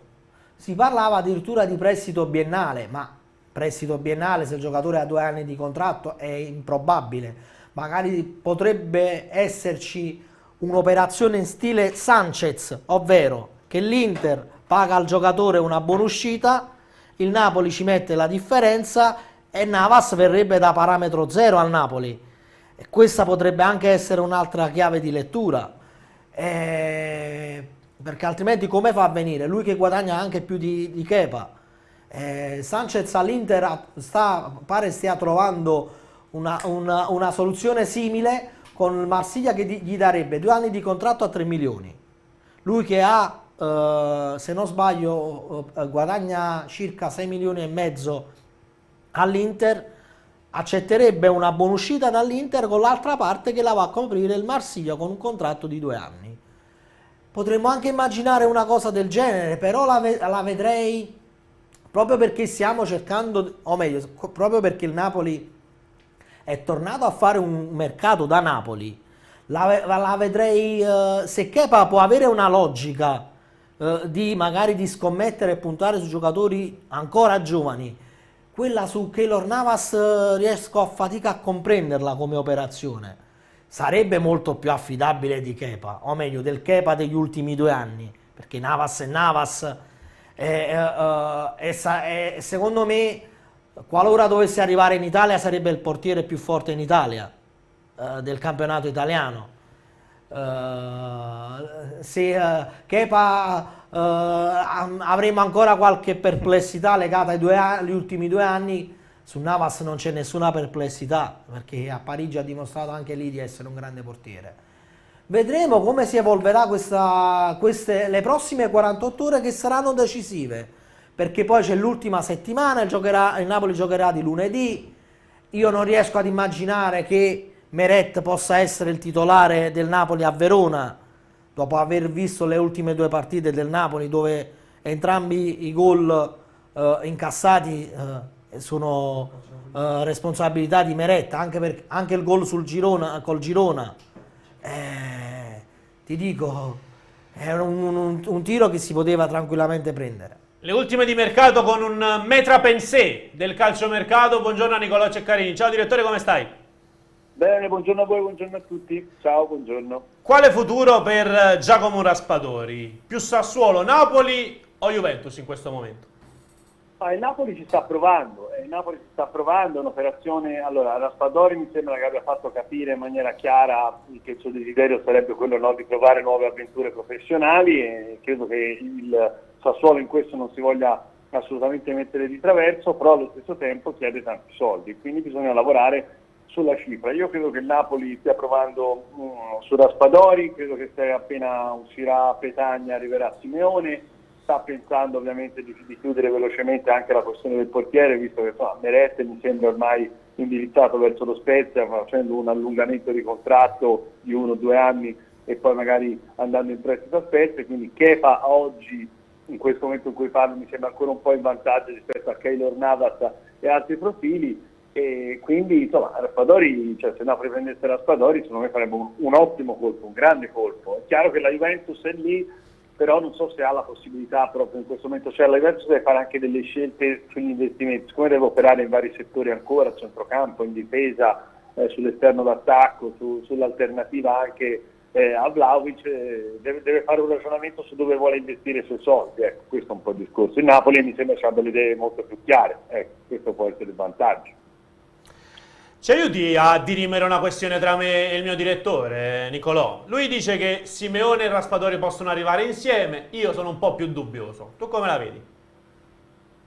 Ma allora, anch'io la pensavo come te, cioè che mi sembrava difficile potessero arrivare ad entrambi, però Simeone entra nel caso entrano per Petagna, e Raspadori comunque è un giocatore che può giocare anche da esterno, no? Quindi comunque c'è ancora la situazione di un as da valutare. Io dico perché no. Ecco, io sono più, guarda, sono dell'idea che secondo me non è da escludere che possano arrivare entrambi. Io prima ero più pessimista, adesso comincio a pensare che l'idea sia di poter fare tutte e due, ovviamente con l'uscita di Petagna sicura, e magari se dovesse andare via anche un altro. Salvio Passante per Nicolò Ceccarini. Direttore, buongiorno. Allora, pochi minuti fa Kepa ha postato questa immagine con la maglia del Chelsea e l'emoticon di una clessidra. Tu che il mercato lo segui da tanti anni, secondo te come interpreti questo segnale? Ragazzi, io ormai non so più che cosa dire, perché ormai stiamo diventando, cioè se stiamo dietro anche agli indizi social diventiamo veramente un qualcosa che non siamo più in grado di gestire nulla, perché francamente non lo so, come dire, a breve verrà una decisione? La posso interpretare così? Voi come la interpretate? Qui è duplice l'interpretazione, perché la clessidra può dire manca poco e ci sarà una svolta, questo è sicuro. Esatto. Manca poco e ci sarà una svolta. Ora, lui nella foto indossa la maglia del Chelsea, quindi uno viene portato a pensare che ci sia una svolta in direzione Londra. Però sappiamo che Tuchel non lo vede, che è stato preso anche Slonina, e allora a questo punto poi dall'altro lato pensiamo che negli ultimi anni ha fatto 10 partite. Sarà la svolta sì, ma sarà in direzione Napoli. Sì, io allora, sai, non è che si può mettere la maglia del Napoli e mettere una clessidra, se no poi... No, là sarebbe un annuncio ufficiale e non lo può fare. Poteva vestirsi casual, diciamo così. Sì, esatto. No, e magari non aveva sul cellulare un'altra foto, se non quella con la maglia del Chelsea. E quindi a maggior ragione... No, guarda, stiamo generici e dire tra poco arriva una decisione, ecco, mettiamoci così, che conferma quello di cui stiamo parlando, che il Napoli lo vuol prendere e che c'è una trattativa in corso con il Chelsea. Vediamo come va a finire, ecco. Niccolò, con Simeone, Raspadori, Kepa, il Napoli dove parte il prossimo anno? Il Napoli secondo me lotta sicuramente, cioè pronti attenti via per un posto in Champions League, questo mi sembra abbastanza chiaro. Io guarda, lo dicevo anche a altri vostri colleghi nei giorni scorsi, non riesco a vedere un gap così importante fra quelle squadre, no, che tutti danno per favorite per lo scudetto. Ovviamente il Milan perché è la squadra che lo ha appena vinto, l'Inter perché comunque ha fatto un ottimo mercato, la Juventus che comunque dovrà rinforzarsi, che si è già rinforzata, anche se insomma c'è il dubbio sulle condizioni di Pogba e Di Maria, sono due giocatori che andranno al mondiale.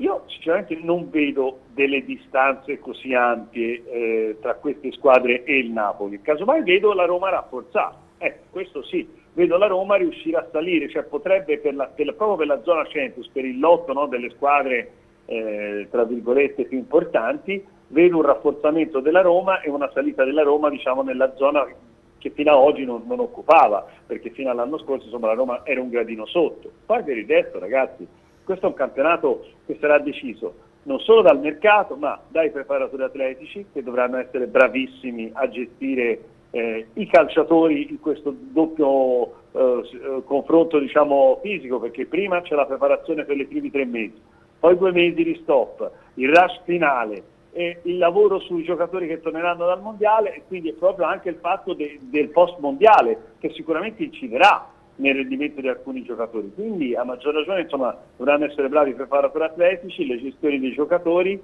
però ribadisco, secondo me forse è la Roma che si è avvicinata più di tutte, no? Voglio dire, a quelle della zona Champions, che poi sono la zona scudetto, però non vedo un divario così importante, ecco, questa è la mia idea, poi magari mi sbaglio. Niccolò, per te qual è stato il più grande colpo di questa sessione di mercato in Serie A? Ma guarda, io ora cronologicamente parlando ti dico l'ultimo, ma solamente perché questo ragazzo, questo giocatore mi piace proprio tanto, è De Ketelaere.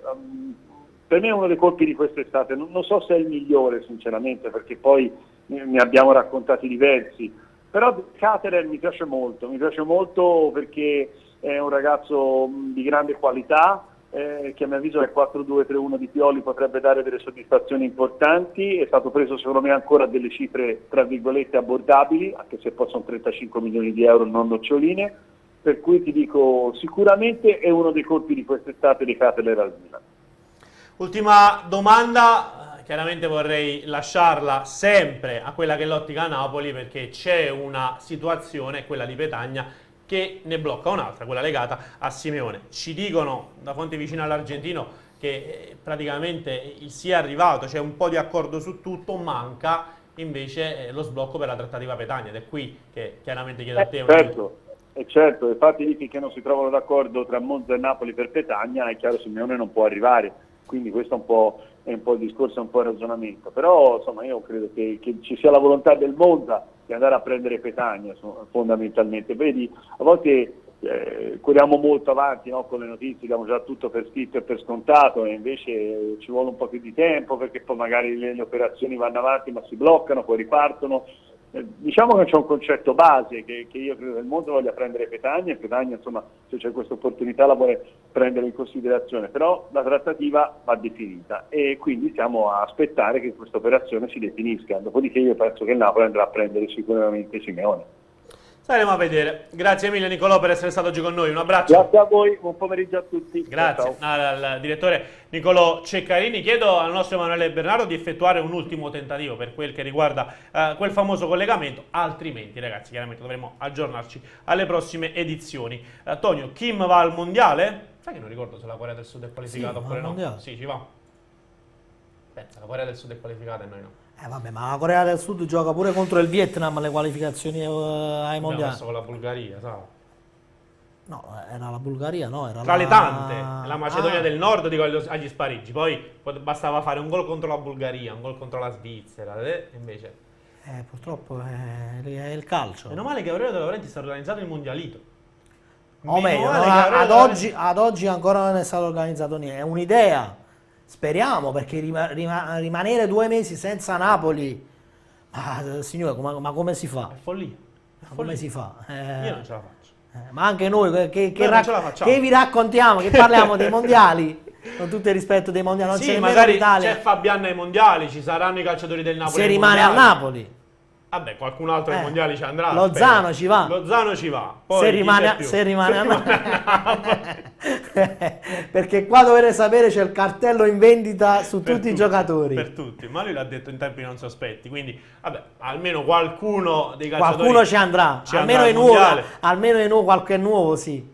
E racconteremo nella loro gesta. Mattias Oliveira là possiamo essere abbastanza sicuri. Sì, assolutamente. In quel caso possiamo essere abbastanza probabilmente sicuri. Sarà anche il titolare di quell'Uruguay. Tra l'altro stamattina leggevo che a proposito di Uruguay, di Cavani vicino al Boca Juniors. Guarda che sarebbe anche solo per 4 mesi, quindi il tempo per andare ai mondiali.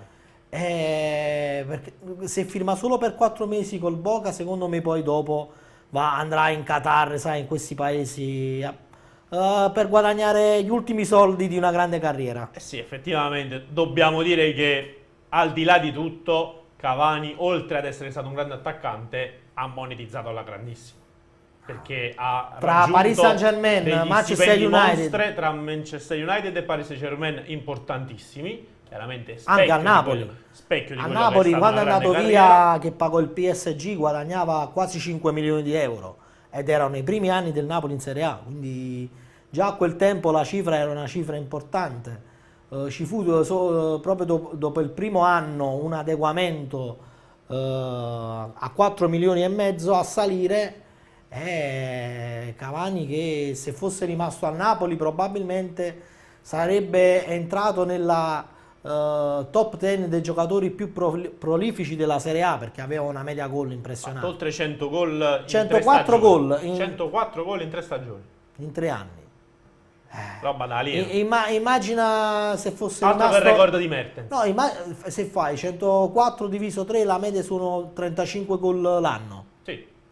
Per 9 anni, gli anni di Mertens, che cifra... Avrebbe polverizzato qualsiasi record. Cifra che poi non ne ha fatti 300, ma è diventato anche l'attaccante più prolifico della storia del PSG. Probabilmente verrà superato da Mbappé, perché già Mbappé in meno di 3 anni già ha fatto più di 100 gol, però è un giocatore che dove è andato ha scritto la storia.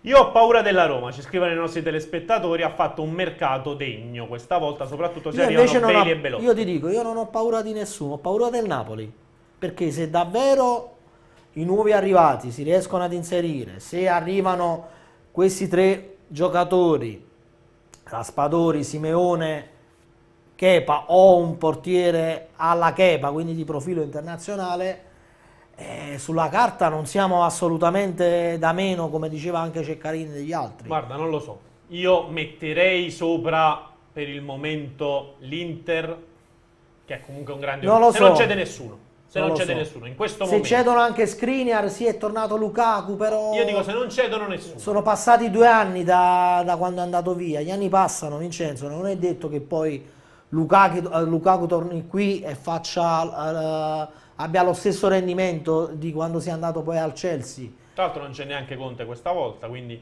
Bisogna capire la Juve, perché la Juve ha investito tantissimo sugli svincolati, su come si ambienterà un fuoriclasse come Di Tra Maria. l'altro vorrei chiedere a te della scelta su Pogba. Non so se hai visto. Praticamente gli hanno fatto insomma, questi esami.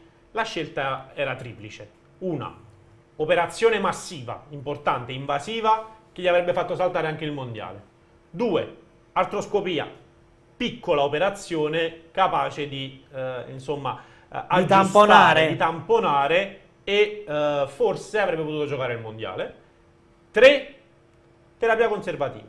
Si fanno solo terapie, non si opera, però il problema non si risolve, si sa già che il problema non si risolve, si può andare avanti e sicuramente potrebbe giocare il Io mondiale. avrei optato per la B. La Juventus ha scelto la terza. Il calciatore non si opera, fa solo terapia. Rischiando di perderlo per tutto il campionato. Ma poi rischiando la salute del calciatore. Io è quello. Allora, alla fine considera che comunque è Però, sempre il centrocampista quello che sceglie. Parliamo Cioè, anche l'ultima di parola aspetta al calciatore. Parliamo anche, pur sempre, di Pogba, campione del mondo con la Francia. Pogba vuole disputare i mondiali. C'è anche da capire se è una scelta condivisa o meno. Sicuramente è una scelta condivisa. Io avrei optato insieme al giocatore l'ipotesi B. Il calciatore ha scelto l'ipotesi C.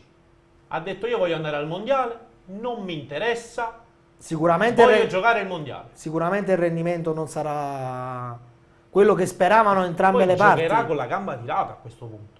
Perché se io faccio terapia conservativa per andare a giocare al mondiale, ma io settembre e ottobre, ma come li devo giocare con la Juventus?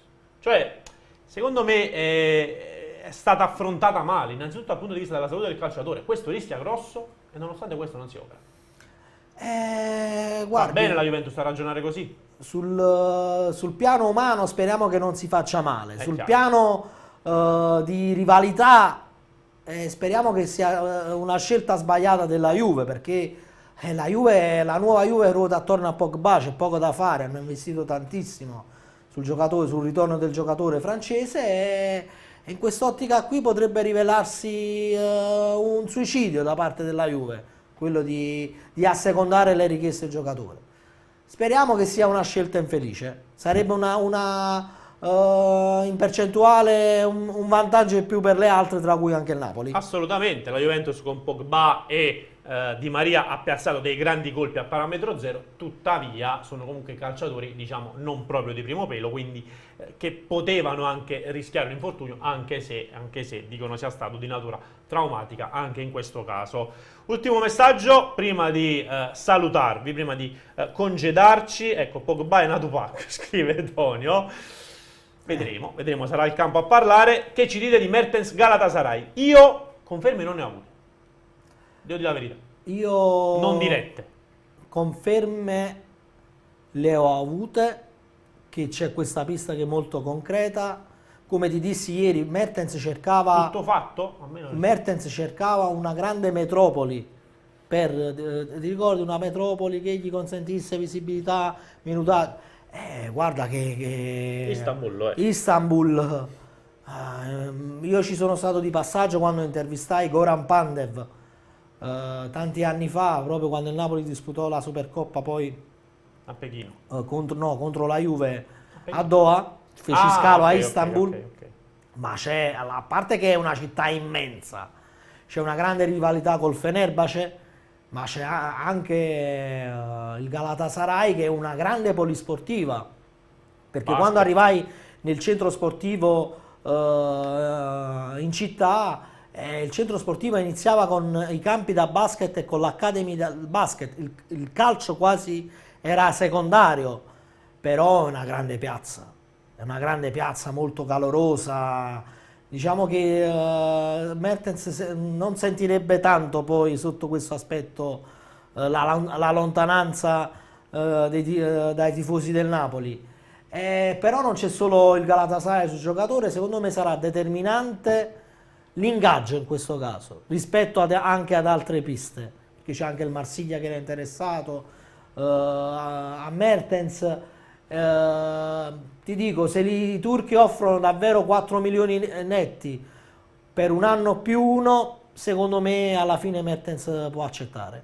Questa è la mia sensazione. Siamo giunti alla conclusione quest'oggi di CN24 Live. Volevo ringraziare. Ricorda gli appuntamenti di oggi: allenamento alle 5 prima Emanuele Bernardo. Vai. Ringraziamo Emanuele Bernardo, la nostra redazione a Castel di Sangro come a Napoli, Salvio Passante, grazie al quale andremo chiaramente anche a ricordare gli appuntamenti del pomeriggio. No, ricordali tu, scusa. Andiamo a fare una alla volta, ce lo palleggiamo. Ieri ho detto allora, dopo non c'è Cerchione. Non c'è certo. Dopo che è in vacanza. È in vacanza. Salutiamo tra l'altro. Salutiamo il nostro amico Luca. Ci sarà il filo diretto però. Quello ci sì. sarà Il filo diretto a partire dalle 16 e poi sessione di allenamento che noi saremo in grado di mostrarvi in diretta innanzitutto e nella sua interezza grazie al commento dei nostri giornalisti. In diretta video su Calcio Napoli 24, canale 79 digitale terrestre Napoli e Caserta e su YouTube. Poi ricordiamo anche che stasera c'è lo speciale calciomercato dalle 20, ci sarà l'esperto Rai Ciro Venerato, la nostra redazione che nel corso della giornata cercherà di raccogliere quante più informazioni e aggiornamenti possibili sulle varie trattative che il club azzurro sta portando avanti. Non vi resta che seguirci. Vi lascio quindi in buone mani, la settimana prossima vado in vacanza anch'io. Io vado domenica, non vedo l'ora, e domani vado dal barbiere. Finalmente. Ecco, lo voleva dire. Però vai, facciamo questo primo piano. Guarda, andiamola a inquadrare un'altra volta. Tutto sommato se l'è cavata bene. Inguardabile. Noi dobbiamo essere onesti. Un po' la pinna dietro. Sul calcio, ma dobbiamo anche essere onesti. C'è questa antenna dietro. Però vedi, non si può vedere. Gli consente di arrivare sempre prima sulle notizie. Voi Esatto. pensate che ho sia casuale? Ho l'antenna sempre. Esatto. Grazie a Salvio Passante. Le notizie in 5G. Grazie ancora una volta al nostro editore Salvio Passante, che è direttore. Un saluto infine da Vincenzo Credetino. Vi auguro un buon proseguimento di giornata.